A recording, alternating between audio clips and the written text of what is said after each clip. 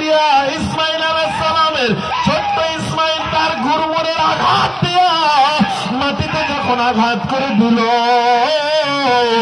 মাটিতে আঘাতের সাথে সাথে ওই মরুভূমির ফোয়ারা থেকে আগুন, মরুভূমির ফোয়ারা থেকে সাথে সাথে পানি বের হয়ে যায়।